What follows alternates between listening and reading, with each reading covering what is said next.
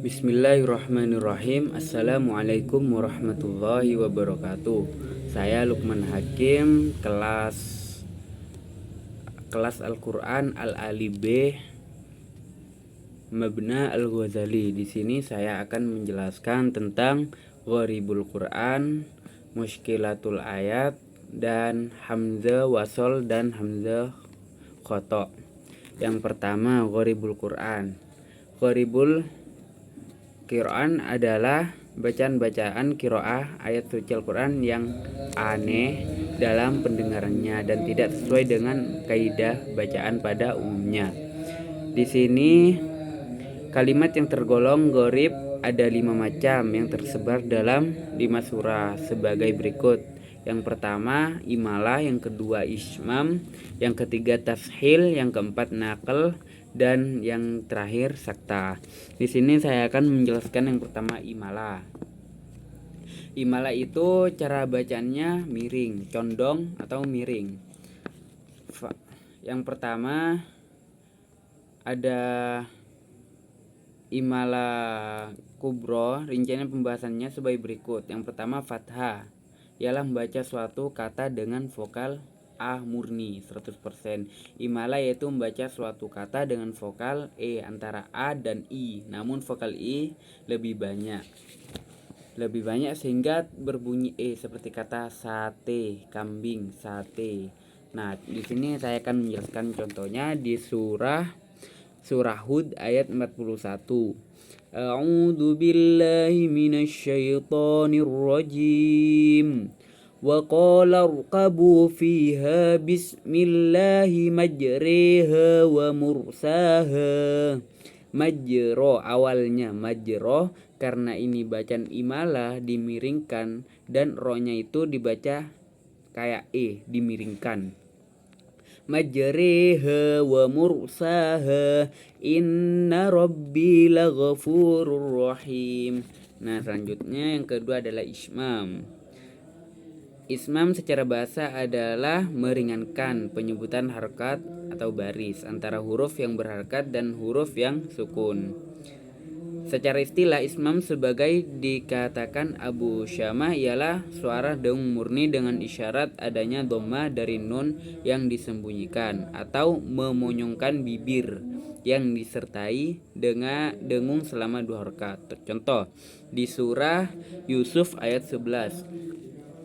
Qalu ya abana ma laka la ta'manna ala Yusuf wa inna lahu lanasihun.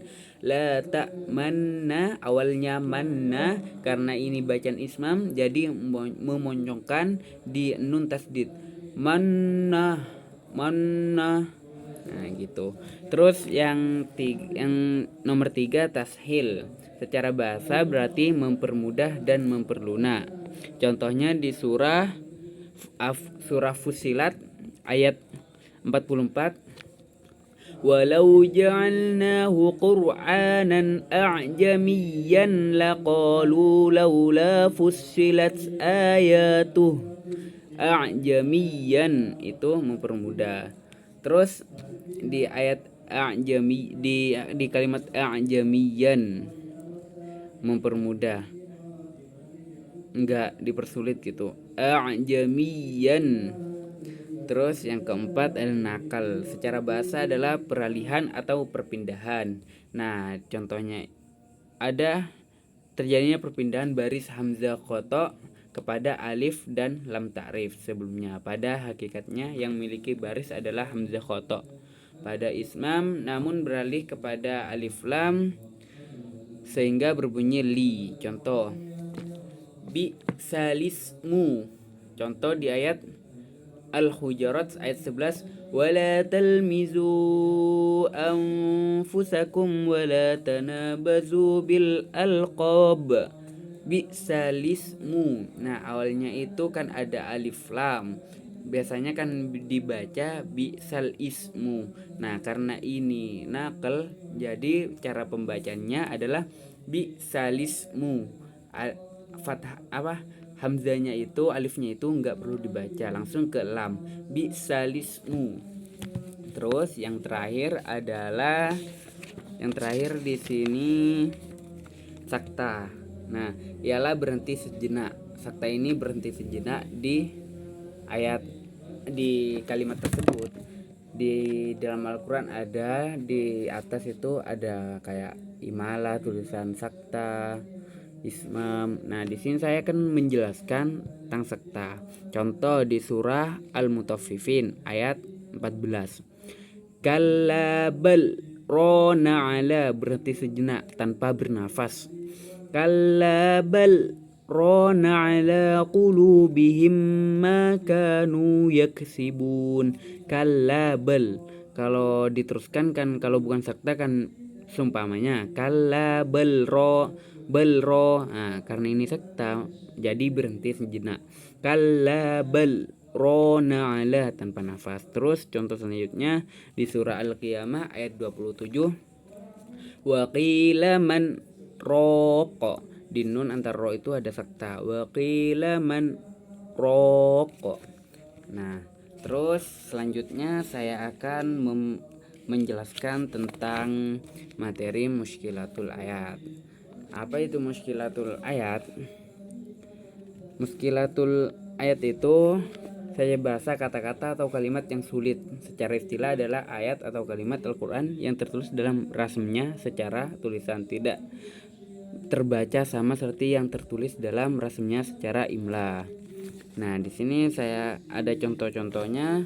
Yang pertama saya buka dulu di Al-Quran surah Al-Baqarah ayat 100, surah Al-Imran, surat Al-Imran ayat 119. Ini contoh perumpamannya. Contoh, semua kata alif nun didahului alif. Kalau nana itu didahului alif, maka huruf na dibaca pendek. Saya ambilkan contoh di surah Al-Imran ayat 119. Nah, saya akan bacakan surah Al-Imran ayat 119. A'udzu billahi minasyaitonir rajim. Bismillahirrahmanirrahim. Ha antum ulai tuhibbunahum wa la yuhibbunakum wa tu'minuna bil kitabi kullih wa idza laqukum qalu amanna wa idza khalau a'du alaikumul anamila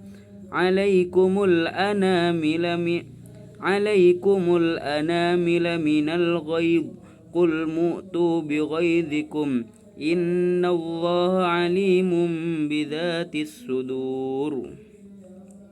Nah, di sini ada di bacaan alaikumul anamila, langsung ya, tidak nanya itu jangan dipanjangkan. Alaikumul ana, langsung anya itu alaikumul anamila, langsung. Itu contoh di muskilatul ayat. Nah, selanjutnya saya akan menjelaskan materi selanjutnya, ialah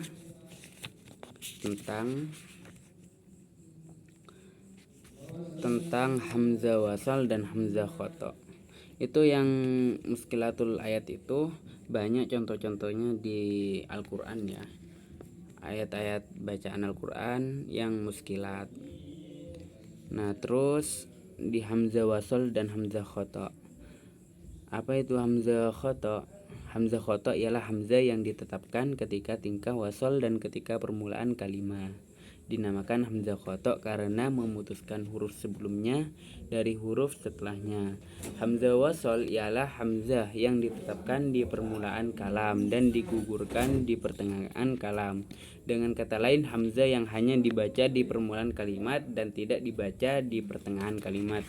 Di sini saya akan membacakan contoh-contoh hamzah wasal.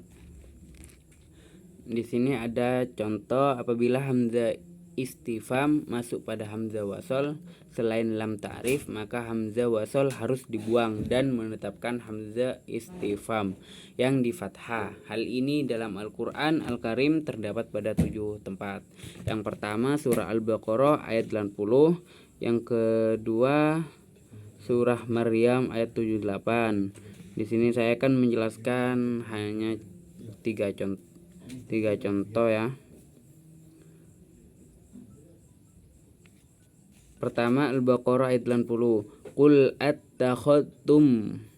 Nah, di sini ada alif atau hamzah untuk memutus kul. Attakhadtum untuk memutus kul. Yang kedua di surah Maryam ayat 78 yaitu at-tala'al ghaiba, itu sebagai pemula, hamzah itu at-tala'a sebagai satu kalimat at-tala'al. Terus yang kedua di surah Saba ayat 8 aftaro, nah itu di awal kalimat. Mungkin itu saja yang dapat saya jelaskan, kurang lebihnya mohon maaf dari saya. Wabillahi taufiq wal hidayah. Wassalamualaikum warahmatullahi wabarakatuh.